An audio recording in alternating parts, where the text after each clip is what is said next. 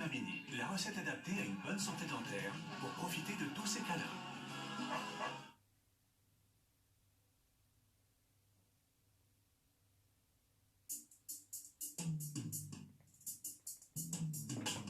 Matthieu chapitre 10, verset 26 à 28.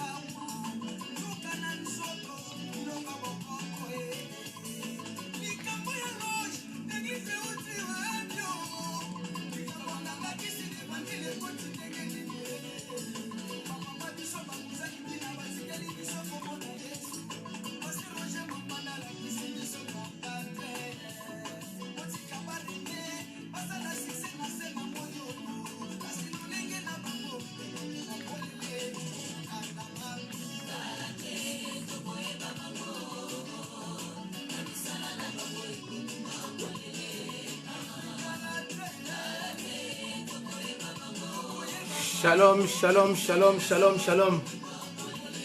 Soyez tous bénis très abondamment. C'est bien votre serviteur, le pasteur Isaïe Mbaka. Lui qui aimait depuis Paris. Soyez vraiment bénis très, très, très, très abondamment. Soyez inondés de la grâce de l'Éternel, Dieu Tout-Puissant. Il est tellement bon, il est merveilleux. Il a permis que nous puissions nous rencontrer. Pichou Mwanzaki nous interprète un beau cantique. Très bientôt, on comprendra qui est de Dieu et qui ne l'est pas. Savourons ces cantiques, qu'il soit béni notre bien-aimé par Pichou Mwanza, les griots de l'Éternel.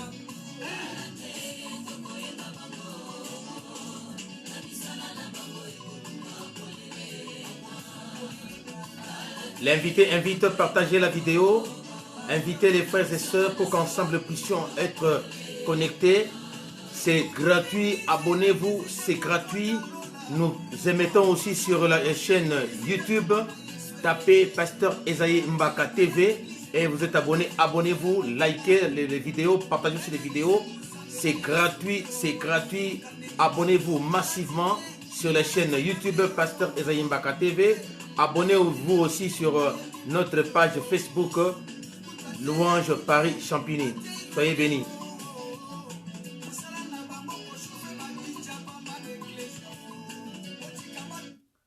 Que Dieu soit béni, que Dieu soit glorifié, que Dieu soit loué. Vous êtes si nombreux devant vos écrans, devant vos ordinateurs, devant vos portables, devant vos téléviseurs. Nous vous disons Shalom. Shalom qui signifie tout simplement la paix. Que la paix du Christ habite abondamment parmi vous. Que l'amour du Christ soit votre partage. Lui qui a permis que nous puissions être là ce soir pour que nous puissions parler de sa part. La Bible dit, mon peuple périt, mon peuple meurt, mon peuple détruit, faute de connaissances. Nous devons acquérir la connaissance qui ne vient que de l'Éternel, lui seul, le détenteur de la connaissance. Nous vous disons merci de votre fidélité. Merci aussi le fait que vous êtes toujours branchés sur cette page et puis sur cette chaîne. Que Dieu vous bénisse très abondamment et qu'il se souvienne de vous. Partagez la vidéo, l'invité invite.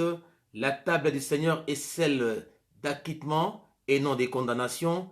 La table du Seigneur, l'invitation est gratuite. La table du Seigneur donne la nourriture de manière abondante. Servez-vous, mangez, consommez à volonté et c'est sans limite. Nous avons reçu gratuitement ces enseignements. Nous les communiquons, nous les transmettons aussi le plus fidèlement possible, gratuitement aussi. Nous vous disons de ne pas manquer de mentionner nos noms dans vos prières parce que nous en avons besoin. L'ennemi n'étant pas content, le fait qu'on communique, qu'on transmet une connaissance, alors il cherchera, ou il cherche toujours et toujours par tous les moyens pour nous faire chuter. Mais nous savons une chose, si Christ est pour nous, qui pourrait être contre nous? Jésus-Christ de Nazareth, il est bon, il est merveilleux. Lui qui permet que nous puissions être toujours à lui, fidèles à lui. Par sa grâce, nous servons l'Éternel. Priez pour nous, priez pour cette chaîne, priez pour que Dieu nous envoie les moyens, les matériels. Vous, que Dieu vous avez mis à cœur de nous acheter les matériels, que Dieu vous bénisse très abondamment, qui se souvienne de vous. Et si Dieu vous met aussi à cœur de nous envoyer des matériels, ça nous ferait énormément plaisir et vous serez bénis, ça nous ferait vraiment la joie. Nous avons besoin des ordinateurs, nous avons besoin des mélangeurs vidéo, nous avons besoin des mixeurs, nous avons besoin des micros, des projecteurs, des lumières LED. Nous en avons vraiment besoin pour bien faire le travail de Dieu. Le peuple de Dieu ont besoin de la parole. Et pour que la parole puisse être véhiculée, ça demande des moyens. Nous en avons vraiment limité. C'est pourquoi nous faisons l'appel à vous, que Dieu vous mettra à cœur, que Dieu vous toucherait, que vous puissiez nous aider.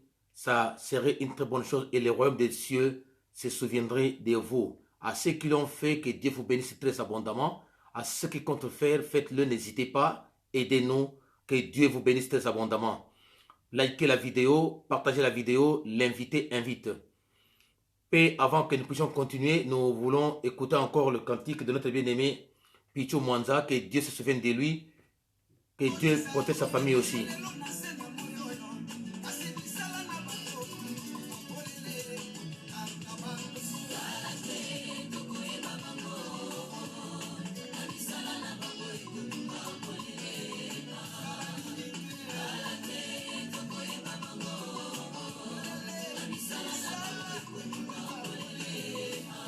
Très bientôt, on reconnaîtra qui est des dieux qui ne l'est pas, quelle est l'assemblée qui est chrétienne qui ne l'est pas.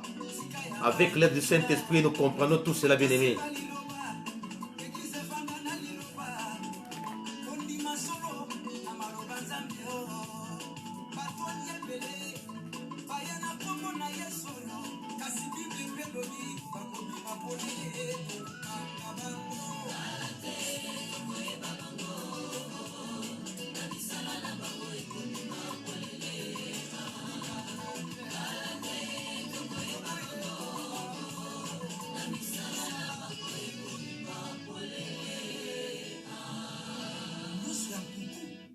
Que Dieu soit loué, que Dieu bénisse notre frère Pichou Mwanza, qu'il se souvienne de lui, son ministère, sa famille et ses projets. Que Dieu soit béni à tout Seigneur, tout honneur. Nous voulons rendre gloire à notre Dieu. Nous avons commencé par les cantiques.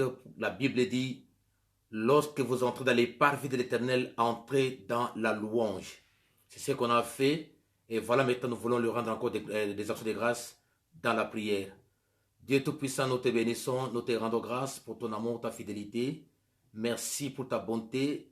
Soutiens-nous, assistez-nous, conduis-nous par ton Esprit Saint. Éloigne de nous tout ce qui ne glorifie pas ton Saint-Nom, tout ce qui ne glorifie pas ta Seigneurie. Père très saint, que le sang de Jésus-Christ de Nazareth puisse sanctifier les appareils que nous utilisons, les lignes, les ondes, que tout cela soit lavé et couvert par le sang de Jésus-Christ. Que nos maisons, nos maris, nos femmes, nos enfants soient couverts par le sang du Christ. Que nous soyons tous maintenant dans nos maisons, Père, là où nous nous trouvons, remplis de ta gloire et revêtus totalement de ta gloire. Que tu prennes le contrôle par ton Esprit Saint, que tu soutiens, oh Dieu, tu as dit, tu soutiens toutes choses par ta parole puissante. Bénis cette parole, bénis ton serviteur, ceux qui vont se joindre à nous, bénis-les aussi, afin qu'ils aient aussi la grâce de partager aussi aux autres, Père de gloire. En cette période difficile, nous croyons fermement que tu es avec nous, tu seras encore avec nous, toi qui es fidèle, et tu resteras toujours fidèle. Béni sois-tu, glorifie-toi. Termine avec nous, au nom de ton Fils Jésus-Christ de Nazareth, nous t'avons dit Amen. Que Dieu soit béni, que Dieu soit glorifié, bien-aimé dans le Seigneur. Nous vous disons shalom chez vous. Shalom signifie la paix. Que la paix de Christ habite abondamment parmi vous. La paix de Christ qui surpasse toute intelligence soit votre partage dans la vie de vos maris, femmes et enfants, dans vos familles respectives. Nous disons aussi shalom à tous ceux qui sont en Afrique, Afrique centrale, Afrique australe, Afrique septentrionale, Afrique de l'Est, Afrique de l'Ouest. Recevez nos salutations, vous qui vous trouvez en Amérique du Nord, Canada et ainsi que les États-Unis, Amérique centrale, Mexique, Panama, Amérique du Sud ou latine. Nous vous disons aussi bonjour à vous ou bonsoir à ceux qui se trouvent en Asie mineure, Asie centrale et Asie de l'Est. Nous n'avons pas oublié vous qui vous trouvez en Océanie, partout ainsi que toutes les îles avoisinantes.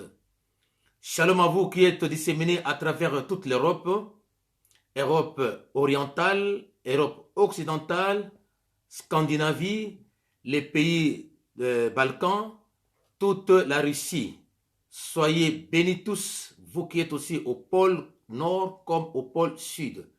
Salutations à vous tous parce que le Saint-Esprit est à travers le monde. Le Saint-Esprit est partout, il est omniprésent, il est omnipotent, il est aussi omniscient. Que Dieu vous bénisse, que Dieu vous bénisse. Soyez vraiment des hommes et des femmes bénis. Partagez la vidéo, abonnez-vous sur la page, abonnez-vous sur notre chaîne YouTube, Pasteur Esaïe Mbaka TV. Nous avions commencé un enseignement sur les discernements des sectes. Aujourd'hui, c'est la deuxième partie, suite et fin, discernement des sectes.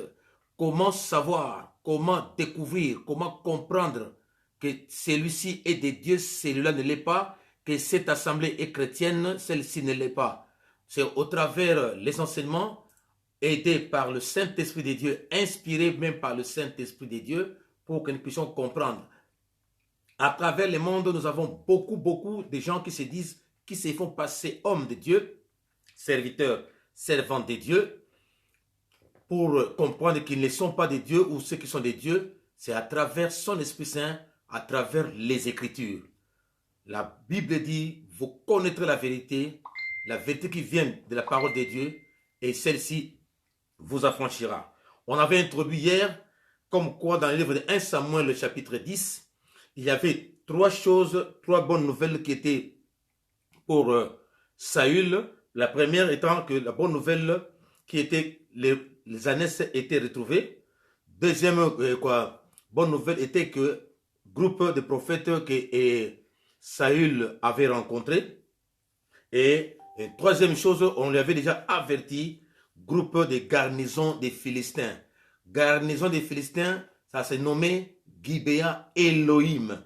Elohim étant le nom de Dieu, mais on nous dit garnison des Philistins, les ennemis d'Israël. Donc il faut bien comprendre garnison des Philistins et troupe des prophètes de Dieu, c'est-à-dire les enfants de Dieu.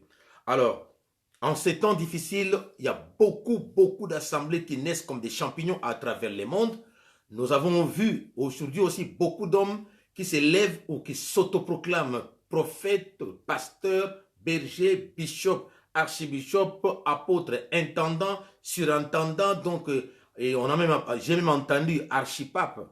Donc, comment découvrir que ceux-là sont des dieux ou pas?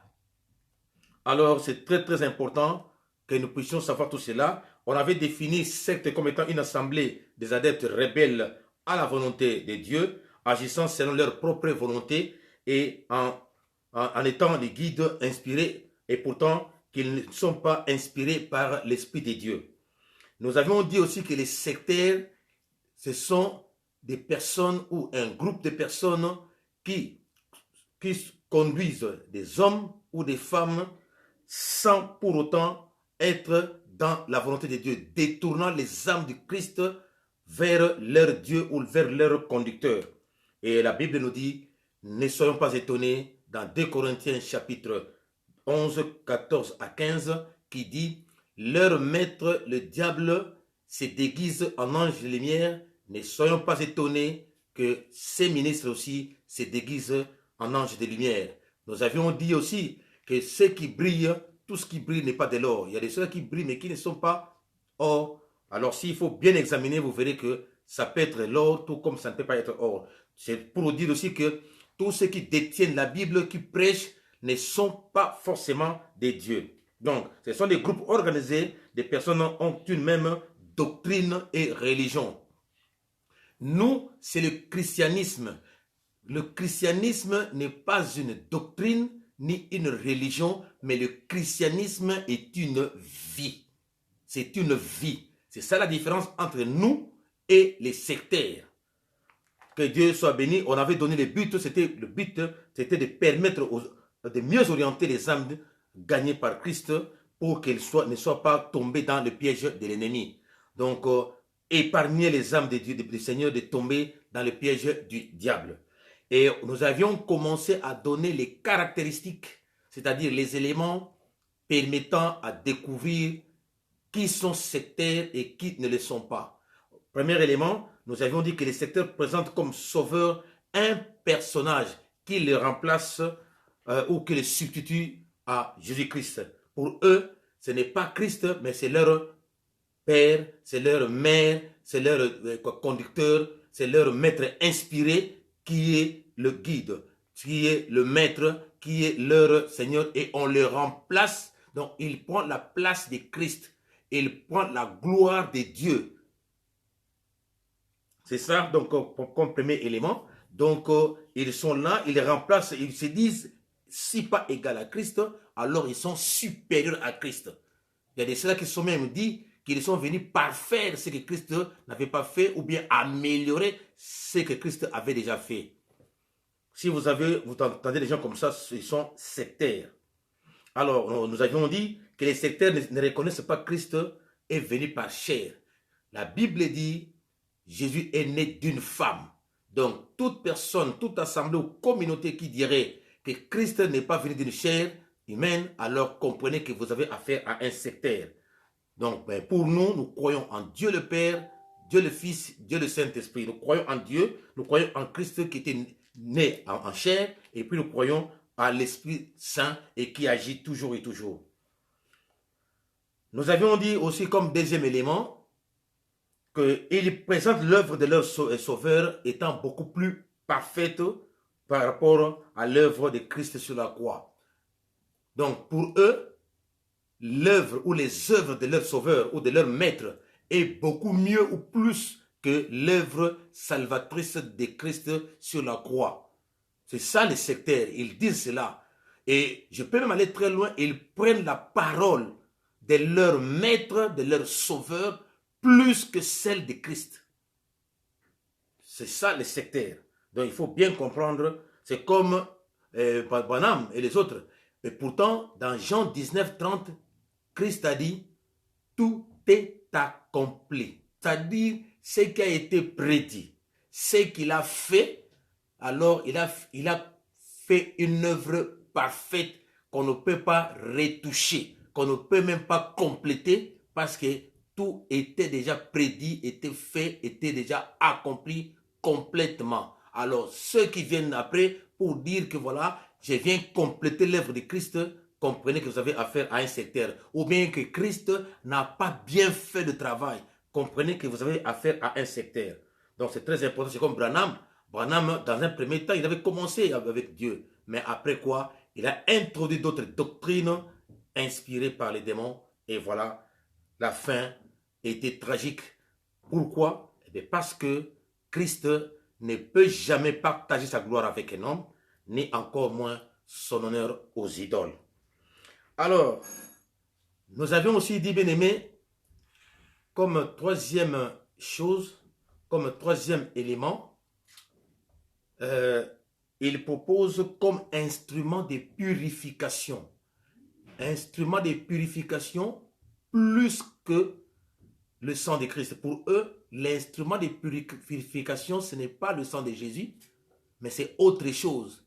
Parfois, il y en a qui prennent le parfum pour délivrer les gens, d'autres prennent de l'eau, je ne sais pas de quelle rivière ou de quelle source pour purifier quelqu'un, ou alors ils prennent certaines choses pour purifier, et pourtant, pour nous, ce n'est que le sang de Christ qui devait être purifié. Quatrième élément, veuillez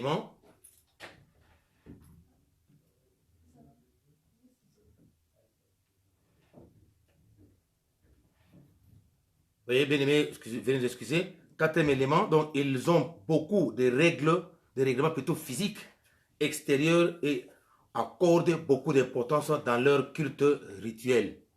C'est-à-dire, quatrième élément pour comprendre qu'ils sont sectaires, et ils tiennent beaucoup plus à des choses physiques.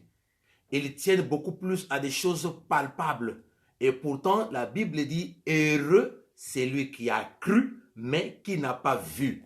Donc, ils ont beaucoup de règlements. Des règlements, par exemple, il faut porter des foulards, il faut porter des uniformes bleu et blanc, je ne sais pas qui, blanc, il faut porter des chaussures, je ne sais pas de quelle couleur, ou parfois il faut enlever tout simplement les chaussures, ou alors s'il faut entrer dans le temple, on tourne les dos, on tourne les dos à l'autel, alors on entre en reculant. Il y a des règlements comme ça. Tu ne peux pas faire ceci, tu ne peux pas faire cela. Et les hommes doivent être d'un côté, les femmes de l'autre côté. Des règlements extérieurs comme ça, comprenez que vous avez affaire à un sectaire. Beaucoup de règlements.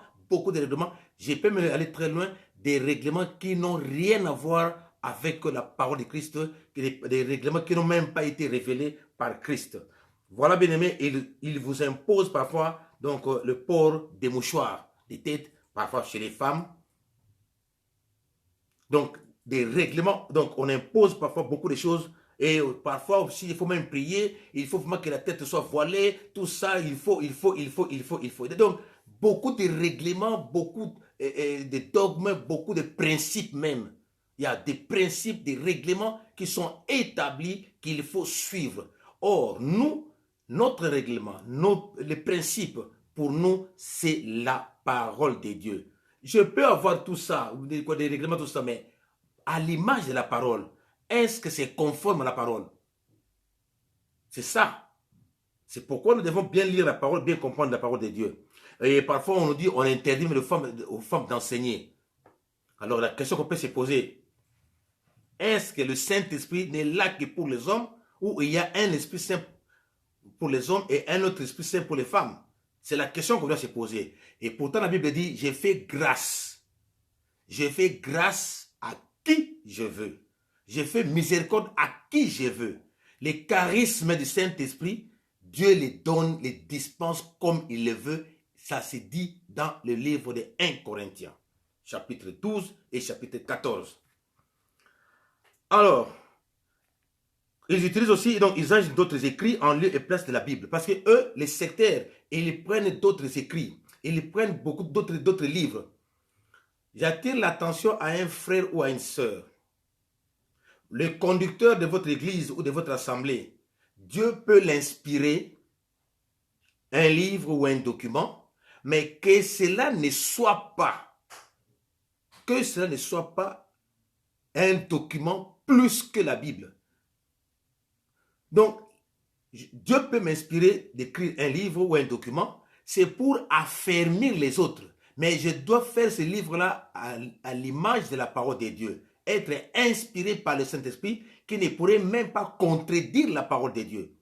Car la Bible dit, même si un ange qui vient du ciel et qui contredit la Bible, ne l'écoutez pas. C'est très important. C'est pourquoi il faut lire la Bible. Alors, cinquième caractéristique,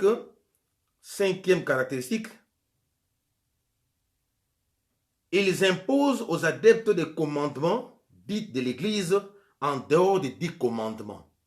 Ils imposent, ils exigent les commandements qui n'ont rien à voir avec les commandements de la parole de Dieu que Dieu avait transmis à Moïse.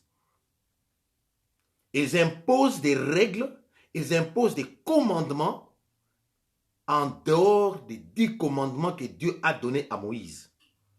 C'est très bien aimé, nous devons faire très attention. 1 Timothée 6. 1 Timothée chapitre 6, versets 3 à 5. Que dit la Bible? 1 Timothée chapitre 6, versets 3 à 5. La Bible dit ceci. Je crois que chacun de nous a une Bible. L'invité invite, les téléphones sont ouverts.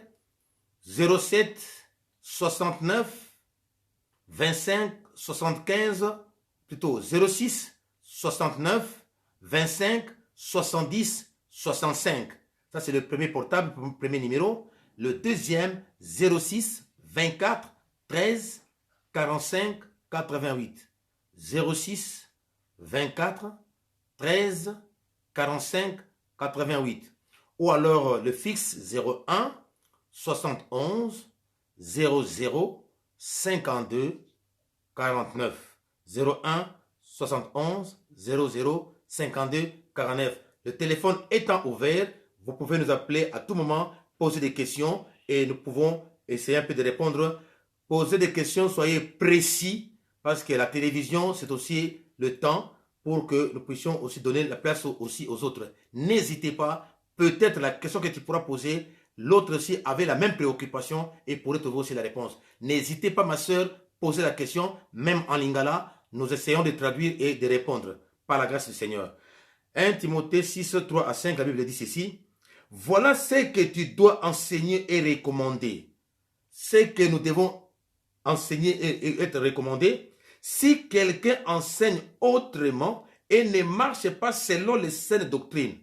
Ah, vous comprenez? On enseigne une chose, mais la conduite en est une autre.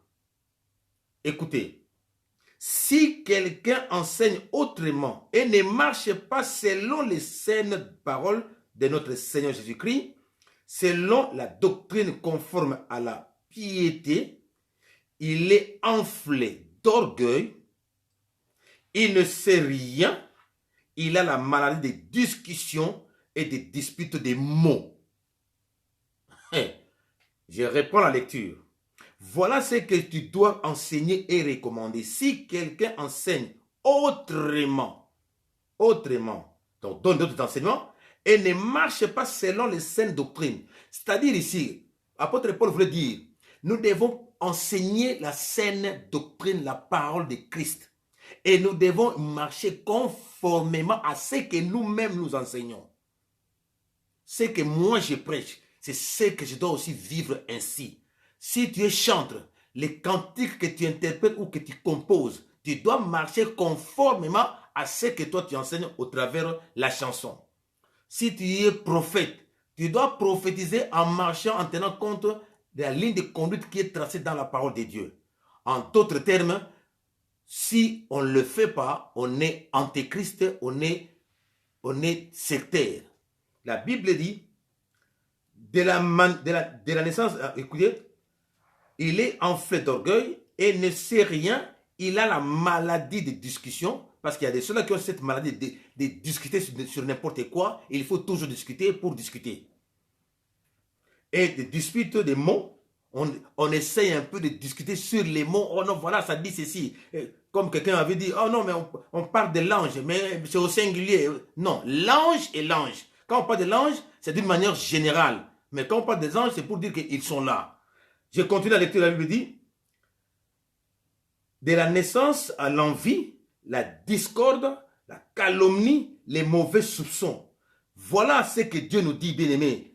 Ce que nous devons faire, ce que nous devons éviter. Écoutez, les contestations interminables d'hommes à l'esprit corrompu, privés de la vérité et qui considèrent la piété comme une source de gain. Ah! Bien-aimés, donc il vous impose des lois, il vous impose des commandements, il vous impose des enseignements dénudés de la vérité, des enseignements hors la loi de l'Éternel. Et pourtant, ils produisent autre chose, ils font autre chose, ils disent autre chose par rapport à ce qu'ils disent, à ce qu'ils font. Donc, c'est très important. Voilà ce que tu dois enseigner et recommander. Si quelqu'un enseigne autrement et ne marche pas selon les saines paroles, on enseigne une chose, on marche d'une autre façon. Des gens comme ça, il faut être loin d'eux. Et ce sont des gens qui sont habitués à quoi? Ils sont par sa doctrine et selon la doctrine conforme à la piété. Et il est enflé d'orgueil. Il ne sait rien. Il y a des ceux-là parfois qui se vantent que moi je suis docteur, je connais la parole, la Bible. Mais si on regarde de très près sa façon de vivre, diamétralement opposée avec la parole de Dieu. Et des personnes comme ça, qu'il ne faut pas les suivre, ce sont justement des sectaires. Il y a un pasteur bien-aimé qui a introduit dans l'église un cercueil, comme quoi marqué pauvreté. Donc le cercueil entre dans le temple pour dire que voilà, c'est l'esprit de pauvreté, donc je vais faire sortir l'esprit de pauvreté de l'église. Entre-temps, le cercueil entre, et curieusement, si vous regardez très bien la vidéo, le pasteur en question ne regarde pas le cercueil. Il le regarde par terre, laissant passer le cercueil. Il sait ce qu'il fait. Il envoûte les gens et vous êtes là-dedans. C'est l'esprit des morts, c'est la nécromancie même. Qu'est-ce que le cercueil dans l'église a à voir avec la parole de Dieu? Il enseigne de regarder le cercueil pendant que lui-même ne regarde pas le cercueil. Alors, bien aimé, c'est très important.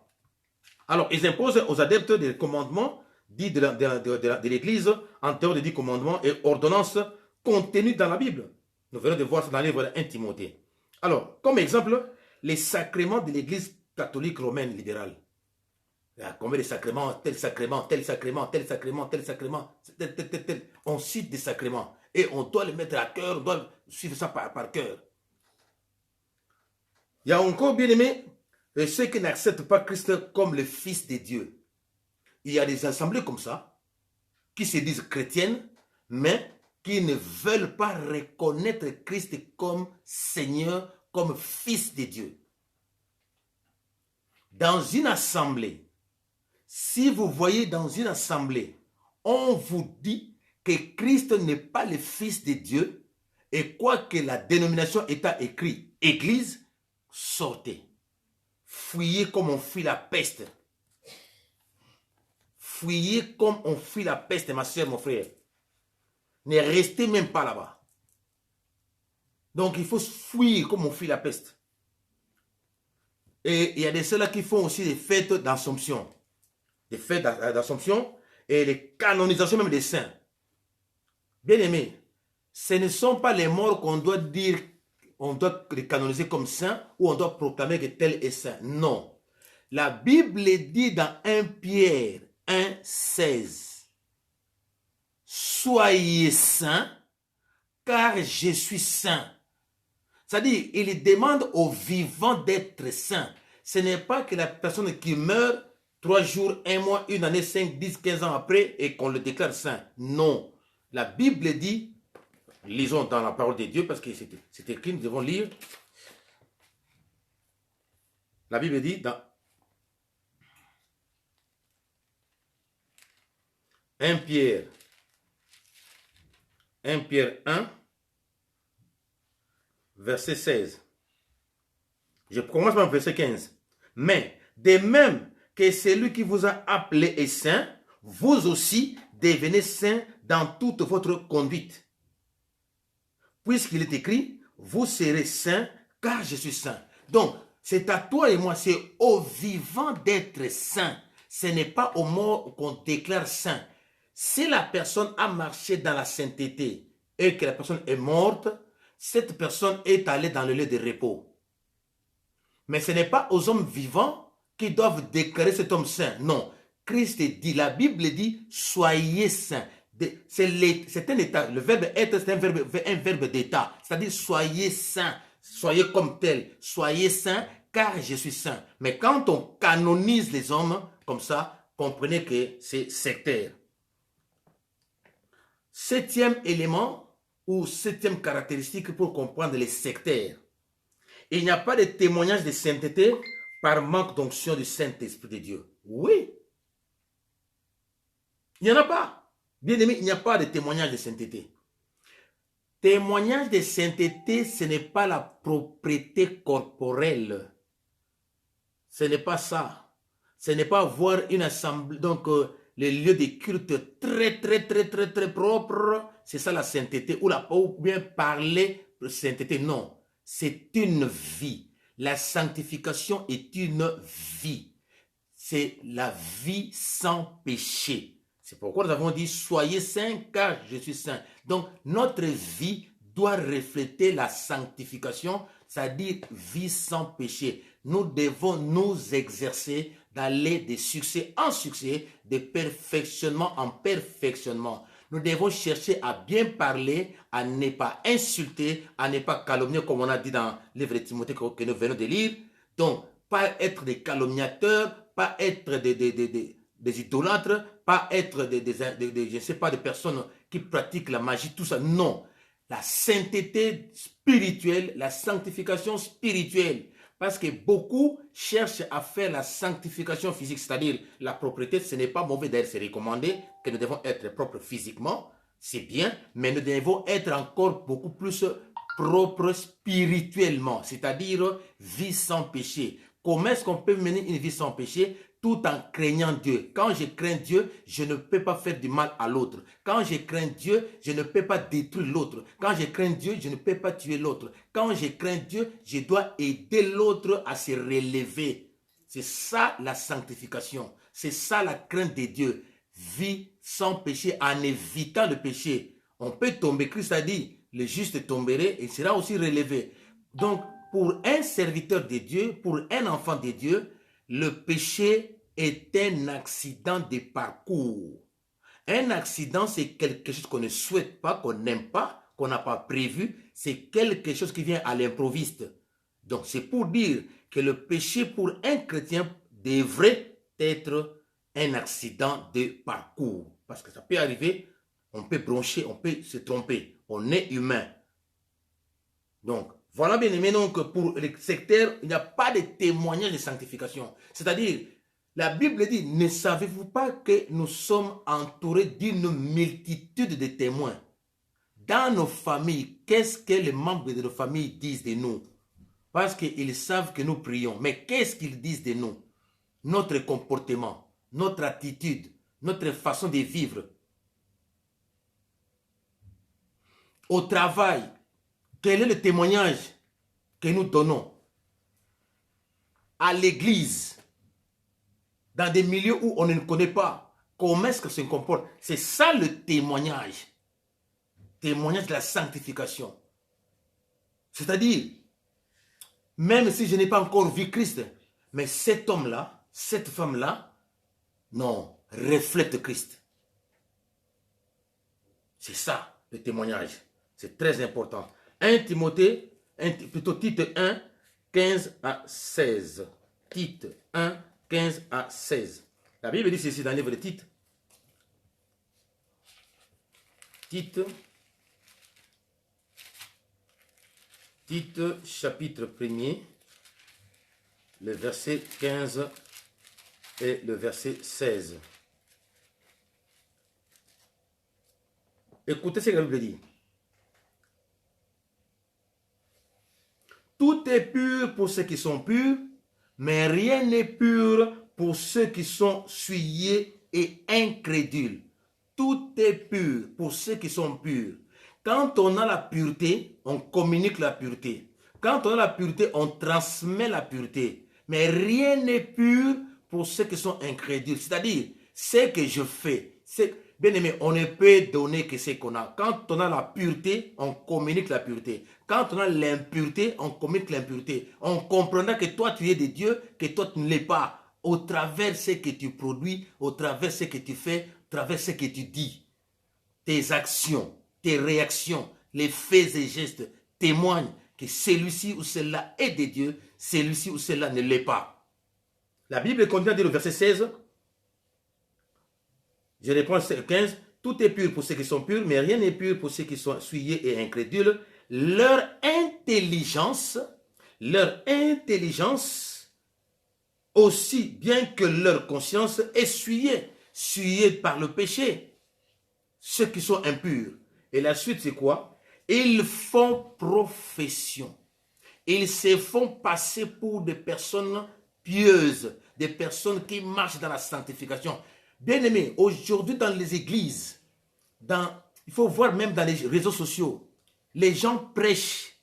Vous le voyez, la manière de parler, la manière de prêcher, c'est difficile de constater ou de remarquer que celui-ci est de Dieu. Mais écoutez ce que la Bible dit. Ils font profession de connaître Dieu, mais ils renient par leurs œuvres, ce qu'ils font, surtout en cachette, surtout dans les milieux où on ne les connaît pas. Mais une chose est certaine, de 1 à 100 jours, on reconnaîtra que tu es de Dieu ou tu ne l'es pas. Caché, un jour, on découvrira ce que tu es. Ils font profession de connaître Dieu, mais ils renient par leurs œuvres. Ils sont odieux, rebelles, incapables d'une bonne œuvre. Donc, pas de témoignage parce que la conscience est ensuyée. Pas de bons témoignages. Quel parfum dégageons-nous? L'odeur spirituelle, qu'est-ce que nous dégageons comme l'odeur spirituelle? Quel est le parfum? Des bonnes odeurs ou des mauvaises odeurs? C'est très très important, bien aimé. Et pourtant, ces gens-là, ils vivent dans la débauche parce que la conscience est souillée. Ce qu'il fait, pour lui, c'est normal.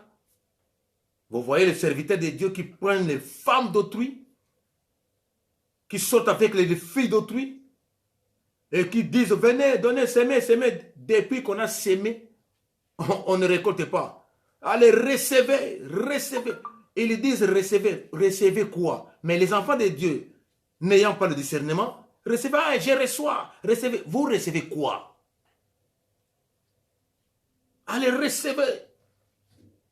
Ils vivent dans la débauche, dans l'impudicité, et qui justifie facilement par des passages bibliques.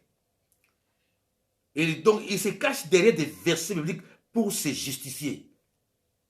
Mais ils font profession, ils se font passer pour des hommes de Dieu ou des personnes qui sont saintes. Ils font profession qu'ils connaissent Dieu, mais ils le renient de par leurs actes, ce qu'ils font, même en cachette. Donc, ils ne sont pas. 1 à 100 jours, on comprendra que tu es de Dieu. 1 à 100 jours, on comprendra que tu ne l'es pas. Romains 8, 1. Écoutez ce que la Bible dit dans le livre de Romains. Romains chapitre 8, verset 1er. Voilà comment est-ce qu'il se cache derrière les versets pour se justifier, pour dire que non, voilà, moi je suis ceci, moi je suis cela. Romains chapitre 8, premier verset. Et je crois que vous connaissez tous ce verset, mais je préfère lire ça. Alors, il n'y a donc maintenant aucune condamnation pour ceux qui sont en Christ, qui marchent non selon la chair, mais selon l'esprit. Et ils se disent comme ça, pas de condamnation, non, on ne condamne pas. Donc, je suis homme de Dieu, je suis serviteur de Dieu. Non.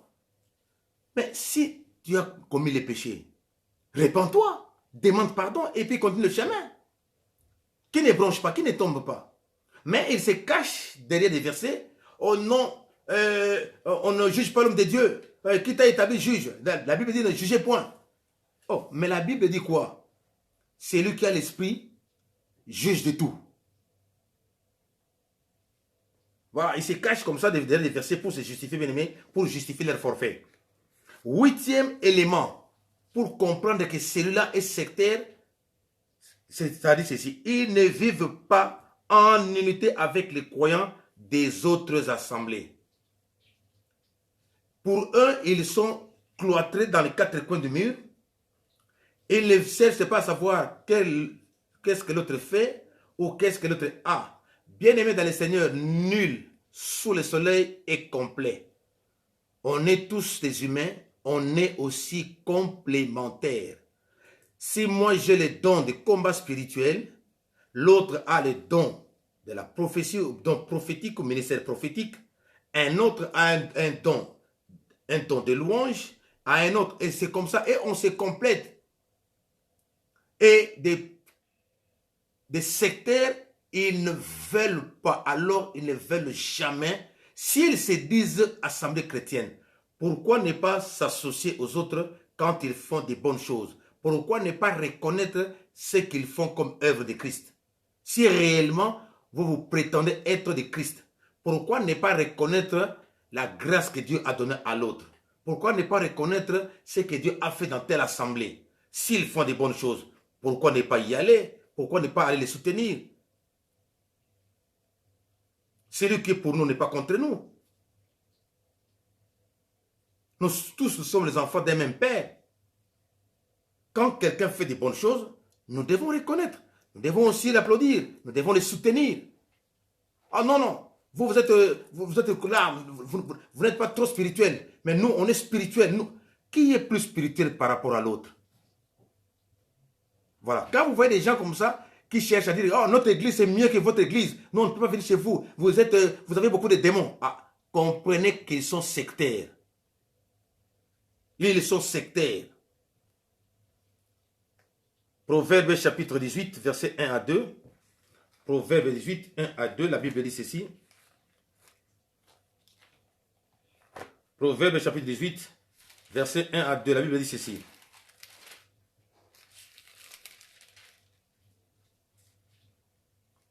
Celui qui se tient à l'écart, celui qui se tient à l'écart ne recherche que son désir. Donc, puisqu'il a beaucoup de fidèles, l'église elle est grande, donc il s'est dit, moi je me suffis à tout, je n'ai pas besoin d'autres pasteurs qui viennent chez moi. Non, je suis comblé. Écoutez la suite. Il se déchaîne contre toute raison.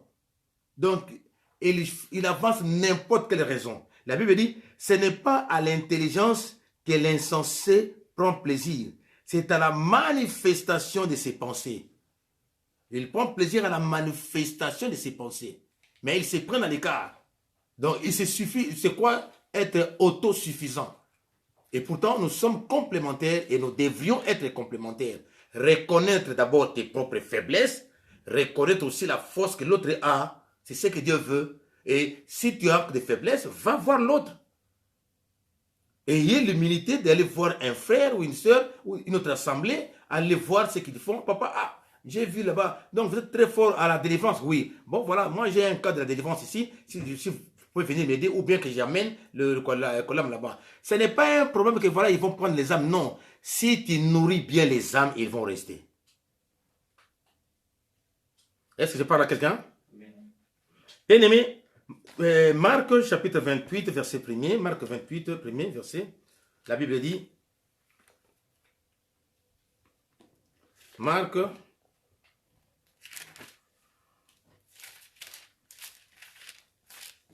excusez-moi.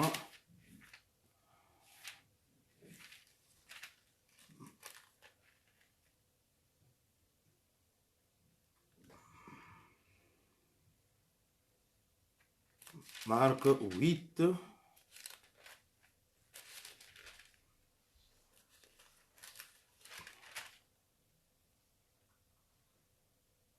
Marc 8, verset 1er. En ces jours-là, Comme il y avait de nouveau une foule nombreuse et qu'ils n'avaient pas de quoi manger, Jésus appela ses disciples et leur dit, j'ai compassion de cette foule, car voilà 3 jours que ces gens restent près de moi et qui n'ont pas de quoi manger.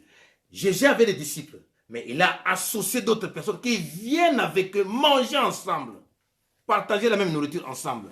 Bien-aimés, c'est ce qu'il faut, c'est ce que nous devons faire, bien-aimés. Que Dieu soit béni. 9e élément, que nous devons savoir que celui-ci n'est pas de Dieu. La pratique de la délivrance.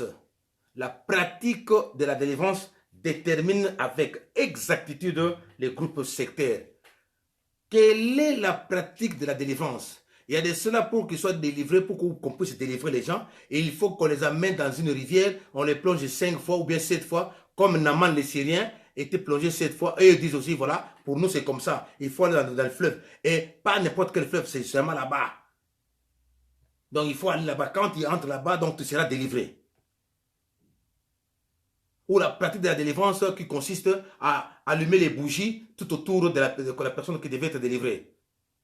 Ou il faut amener les sels, tout ça pour délivrer la personne.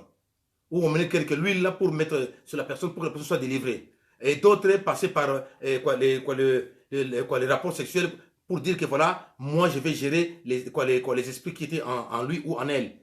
Ça c'est sectaire. Ou alors pour passer à la délivrance, il faut qu'on crache sur vous, ou alors qu'on puisse vous faire des scarifications sur le corps. Cette pratique-là, ce sont des pratiques satanistes, des pratiques occultes.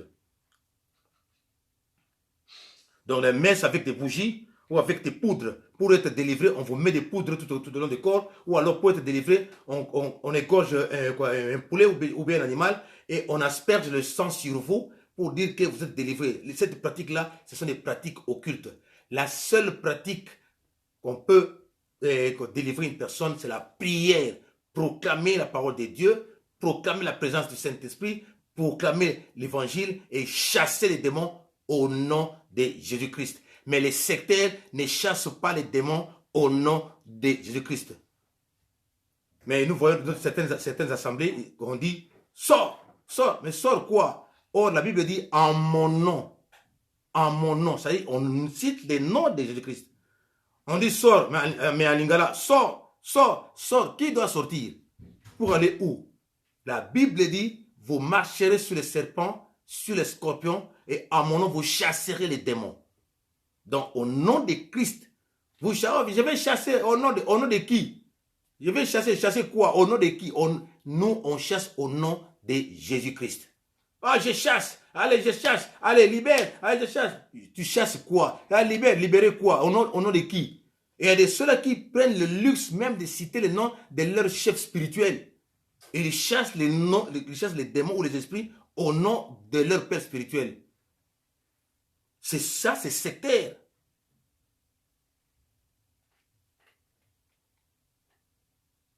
Amen. Alors, comme remarque, je ne sais pas si les frères et sœurs ont des questions à poser.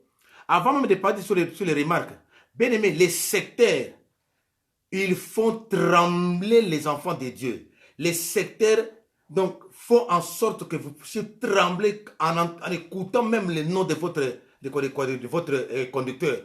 Il y a des gens qui se disent, hey, non, c'est notre Dieu, c'est notre papa, c'est notre papa. Donc, les gens craignent le conducteur plus que même Christ. Et vous voyez, il vient avec des gardes du corps, à gauche, à droite, tout ça. Et il se dit ministre de Dieu. On est ministre, oui, mais pas ministre des hommes, pas les ministres sur cette terre. Il se compare au ministre des hommes.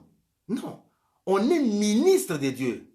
On cherche, et maintenant voilà, ils cherchent à marcher comme d'autres ministres, avec des gardes du corps, avec des motards. Ils se disent que non, je suis le fils du roi des rois. Le fils du roi des rois, mais les motards et les véhicules là, ça c'est terrestre ça. Voilà, l'orgueil, la gloire, ils cherchent la gloire. Les sectaires encore sont comment? On ne vient jamais regarder l'homme de Dieu les mains vides. On ne vient jamais regarder l'homme de Dieu les mains vides. Il faut venir toujours avec l'enveloppe. Écoutez, la Bible dit, vous avez reçu gratuitement, vous devez aussi donner gratuitement. Laissez Dieu toucher le cœur de ses enfants, de ses serviteurs. c'est alors qu'il viendrait vous donner et ça serait une bénédiction pour vous. Que de rançonner les enfants de Dieu. Ah, venez, construction, venez donner. On amène. On n'a jamais vu ne serait-ce qu'une fondation. Mais les gens ont amené, ils ont amené beaucoup, mais rien du tout. Comprenez que vous avez affaire à un secteur. Et vous voyez les secteurs aussi bien-aimés qui se disent, moi j'ai fait beaucoup de voyages. J'ai été en Amérique. On donne des palmarès. Mais les palmarès, Christ lui-même, il n'a pas vanté de ses palmarès. Je voudrais encore souligner une chose. Pour comprendre que beaucoup sont des sectaires, ils emmagasinent les béquilles des déambulateurs, ils emmagasinent encore quoi? Les fauteuils roulants qu'ils ont fait après les délivrances précédentes et ils le gardent pour exhiber afin de dire que voilà, je suis l'homme de Dieu, j'ai fait beaucoup de miracles, regardez. La question, Jésus-Christ devant l'homme qui était malade pendant 38 ans, la Bible atteste. Jésus dira à cet homme, lève-toi, prends ton lit et marche. Jésus n'a pas récupéré le lit de cet homme-là pour aller garder, pour me brandir aux autres que regardez, j'ai fait les miracles, voilà cet homme que j'avais guéri qui était malade 38 ans. Non. J'ajoute encore que Jésus-Christ sortait d'une ville vers une autre ville et dans une ville voisine, il y avait un cortège funèbre qui devait aller enterrer le mort. Il y a eu rencontre des deux cortèges. L'enfant qui était unique, que sa mère l'avait perdu, la maman pleurait, Jésus, ému de compassion, Jésus a redonné la vie à cet enfant. La question qu'on peut se poser, pourquoi Christ n'avait-il pas pris le cercueil de cet enfant-là? Alors, quand vous voyez des gens comme ça, amassés, des béquilles, des déambulateurs, je ne sais pas moi encore quoi, des fauteuils roulants, tout ça, ils font leur propre publicité. Ils se passent pour des dieux. Ils sont dans l'occultisme, alors ils vous brandissent ça, allez, voilà. Et il y a de ceux-là qui vous donnent les palmarès de ces voyages. J'ai été en Amérique latine, j'ai été en Europe, j'ai été en Asie, j'ai été à ceci, à cela, tout ça. Et comme quoi, faire beaucoup de voyages détermine qu'on est des dieux. Non. Et il y en a qui brandissent leurs avoirs. J'ai beaucoup de maisons, j'ai 4 villas, j'ai un appartement en Europe, j'ai un appartement aussi aux États-Unis, et j'ai acheté une villa en Amérique latine, en Afrique, au Congo, Kinshasa, j'en ai 5, au Gabon, j'en ai 4. Oui, tout ça, vanité de vanité. Cela ne fait pas de toi serviteur de Dieu. Ce qui fait de toi et moi serviteur de Dieu, la mise en pratique de la parole de Dieu. Et de donner gratuitement. Et d'ailleurs, pour comprendre que beaucoup sont des sectaires, dans le livre de 1 Samuel 9, lorsque Saül était à la recherche des ânesses de son père, la Bible dit ceci. Ils ont parcouru de ville en ville, d'état en état. Ouais, maman, je suis en prière. Si vous pouvez m'appeler après, maman.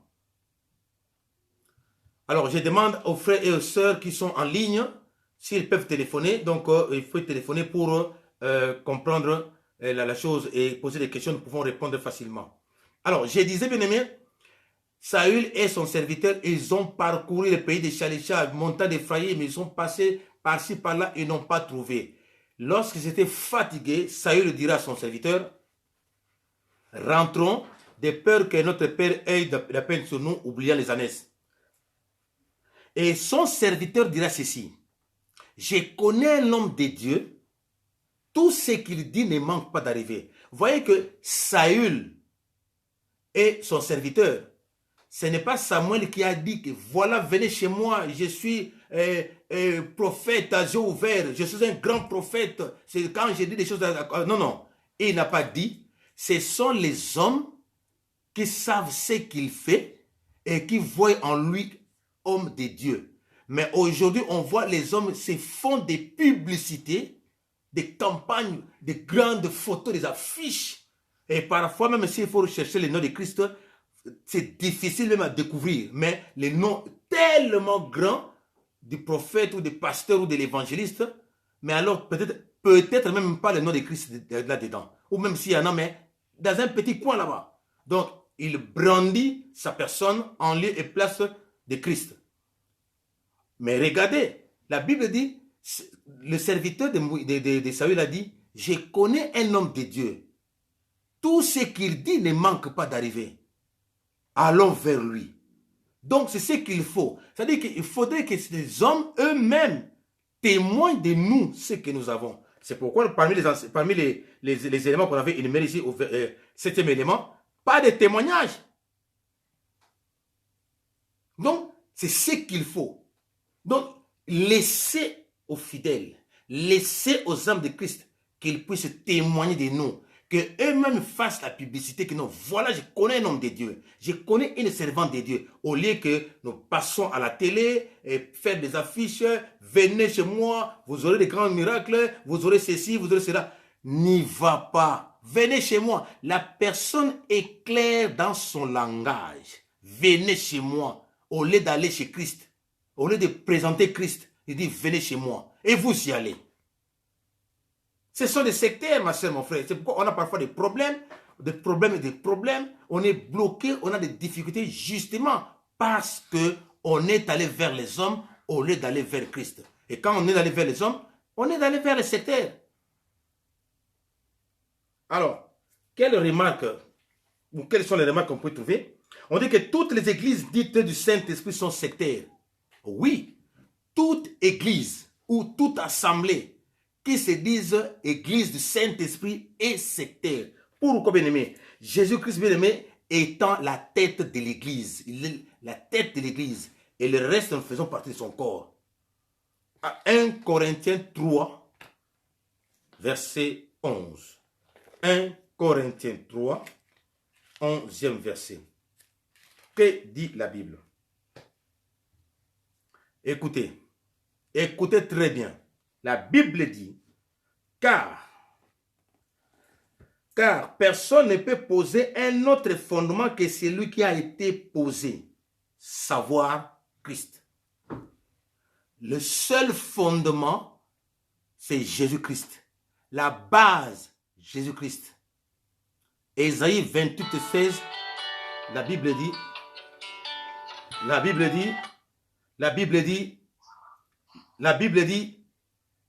il a posé une pierre à Sion que nul autre ne peut poser. Donc, bien aimé, c'est pour dire, il n'y a pas une autre fondation en dehors de Christ.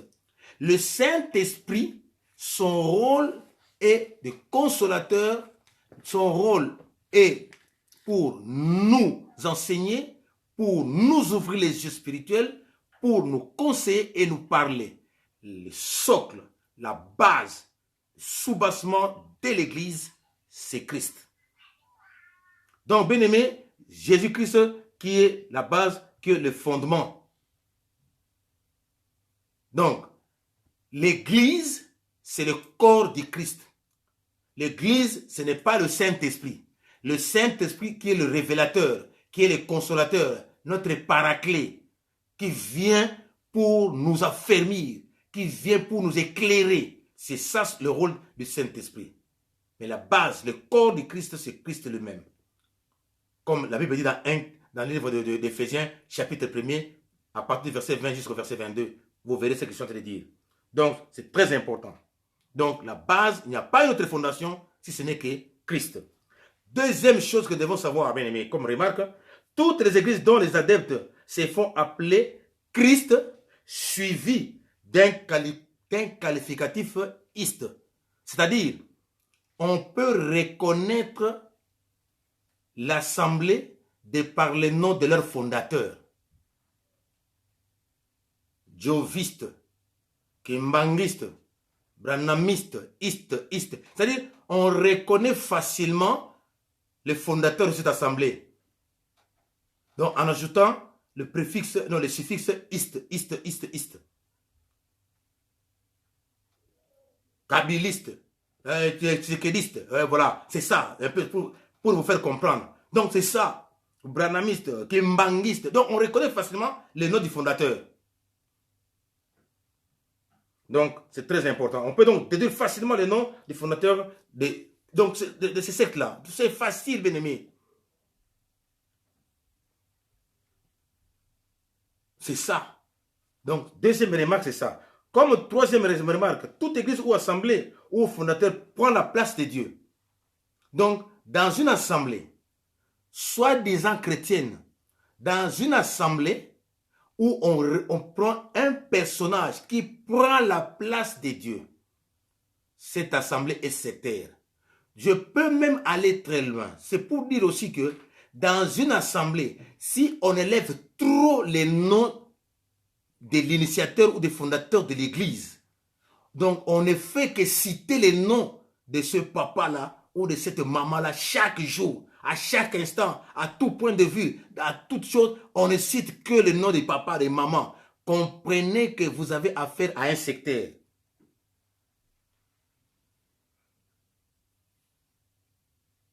Est-ce que je parle à quelqu'un? Donc, comprenez bien aimé, c'est très très important. Matthieu 23, 8 à 12 dit ceci. Matthieu chapitre 23, versets 8 à 12. Bien aimé, quand on cite les noms, et dans beaucoup d'assemblées, on dit église de ceci, cela, ben par le prophète ceci, église de par le prophète. Non, pourquoi marquer le prophète? Parce que, c'est-à-dire on exhibe, on présente le prophète ou le fondateur de l'église. C'est sectaire facilement à comprendre. De par la dénomination même de l'église. Matthieu chapitre 23. Matthieu 23, le verset 8 jusqu'au verset 12. Matthieu 23, 8 à 12 nous dit ceci. Gloire au Seigneur, je lis par la grâce du Seigneur. Mais vous, ne vous faites pas appeler rabbi, ne vous faites pas appeler maître.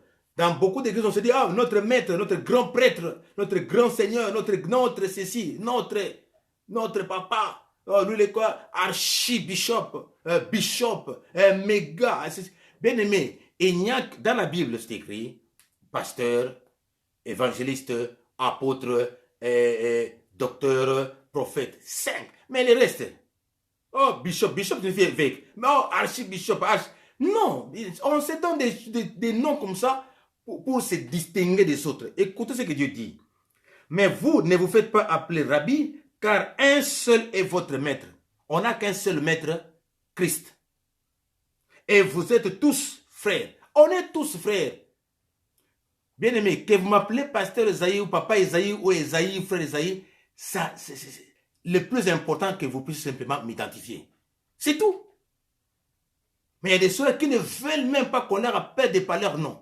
Appelez-moi bishop, appelez-moi pasteur, appelez-moi ceci, appelez-moi cela. Bien-aimés dans le Seigneur, nous devons comprendre une chose, que Dieu ne partage jamais sa gloire avec un homme, ni encore moins son honneur aux idoles. Mais vous, ne vous faites pas appeler rabbi, car un seul votre maître, et vous êtes tous frères. N'appelez personne sur la terre père, car un seul est votre père, celui qui est dans les cieux. Ne vous faites pas appeler directeur. Ne vous faites pas appeler directeur. Oh, grand maître. Oh non, c'est le grand conducteur. Ça, c'est le véritable maître de séance. Oh, ça, c'est le bishop, le grand maître, grand prêtre. Il n'y a pas de grand prêtre bien-aimé. Il n'y a que le grand prêtre, il n'y a que Christ. La Bible dit, ne vous faites pas appeler directeur, car un seul est votre directeur, le Christ. C'est lui notre conducteur. Nous tous, on est des frères, c'est vrai. Là où il y a les hommes, il y a l'ordre et l'organisation. Car la Bible dit, notre Dieu est un Dieu d'ordre. C'est pourquoi il établit des prophètes, des apôtres, les pasteurs, les évangélistes, les docteurs. Oui, c'est pour l'organisation tout court. Mais en dehors de ça, Dieu ne regarde pas les titres ou les responsabilités qu'on a à l'église. Le plus grand parmi vous sera votre serviteur. Donc, nous devons être au service des autres. Si tu veux devenir grand, si tu veux être grand, sers les autres. Fais-toi petit. Alors, qui s'élèvera sera abaissé et qui s'abaissera sera élevé. Voilà, ma soeur, mon frère. Apocalypse 13, verset 18, la Bible dit ceci. Apocalypse 13.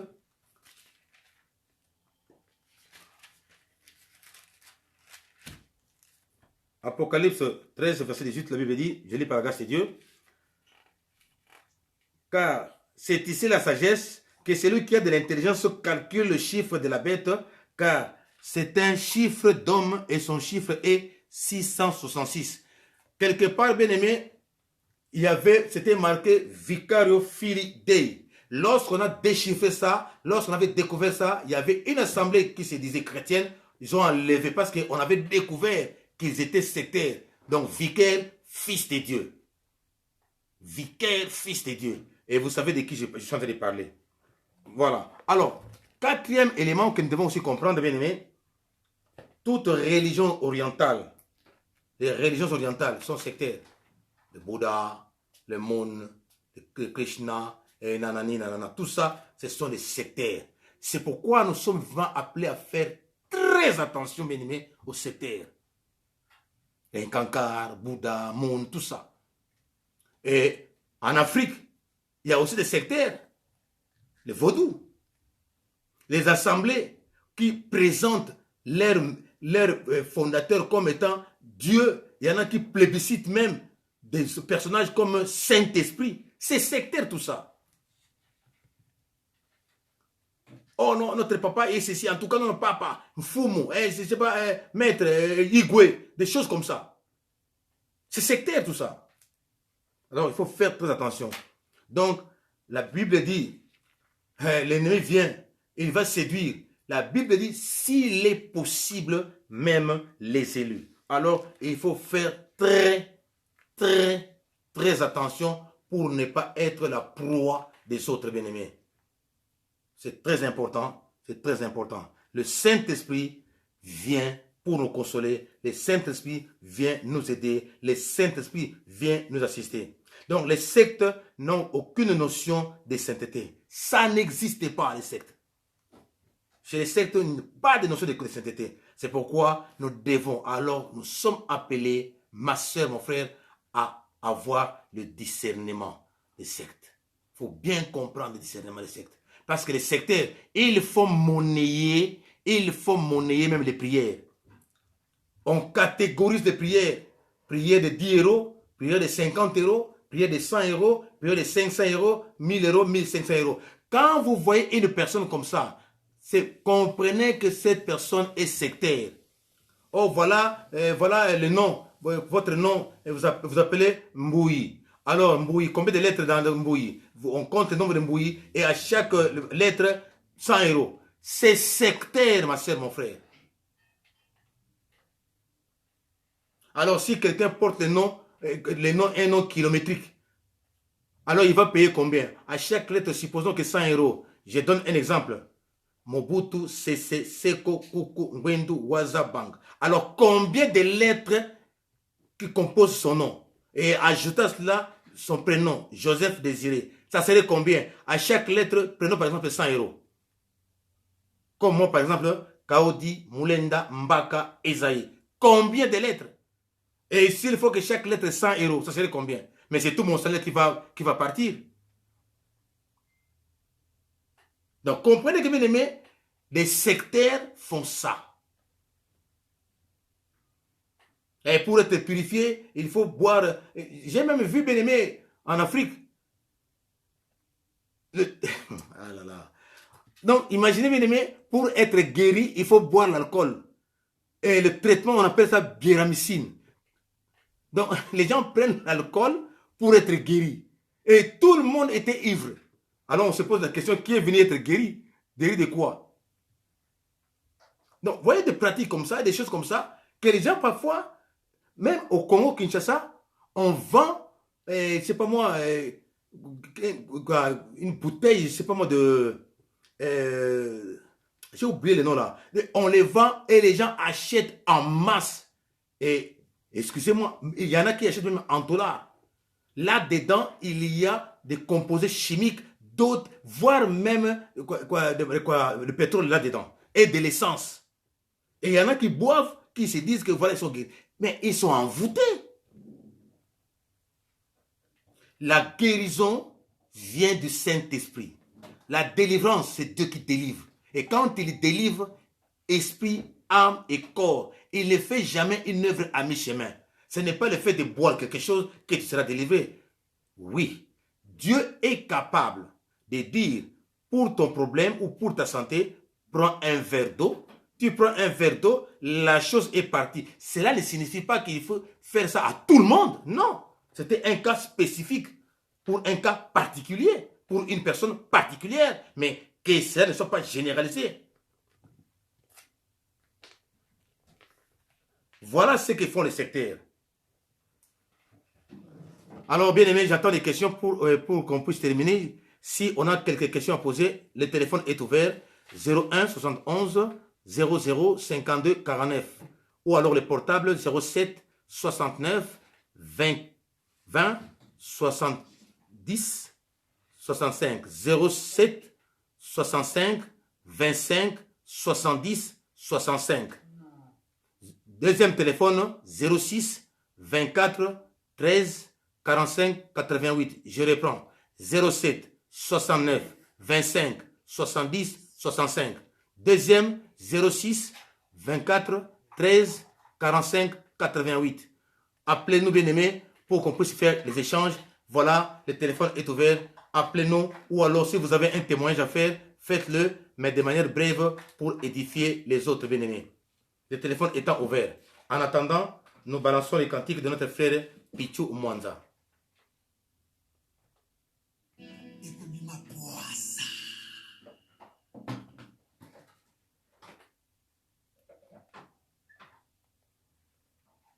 Oui, bien aimé, nous attendons vos réactions avant de clôturer. Ceux qui ont des questions à poser peuvent poser des questions. Matthieu chapitre 10, verset 26 à 28.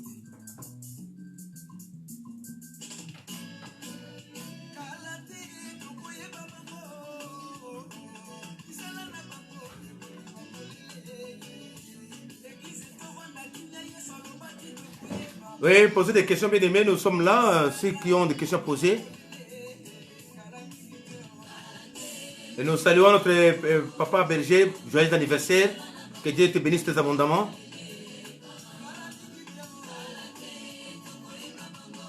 Nous attendons vos questions, bien aimés.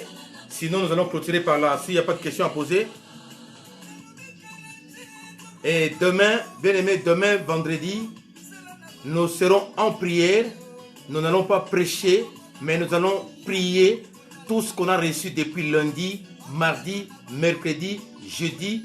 Aujourd'hui, jeudi et demain, vendredi, nous serons en prière à partir de 20h00, plutôt à partir de 20h00, que nous allons commencer la prière pour clôturer les enseignements qu'on a reçus, du moins jusque-là.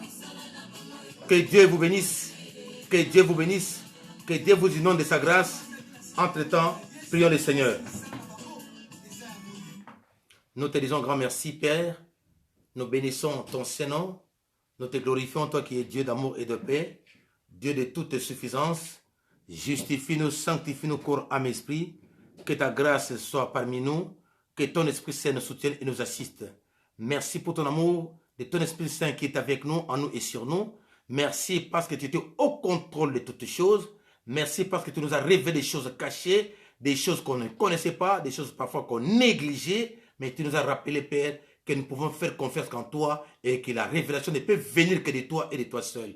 Tu as dit, mon peuple périt, meurt, faute de connaissance.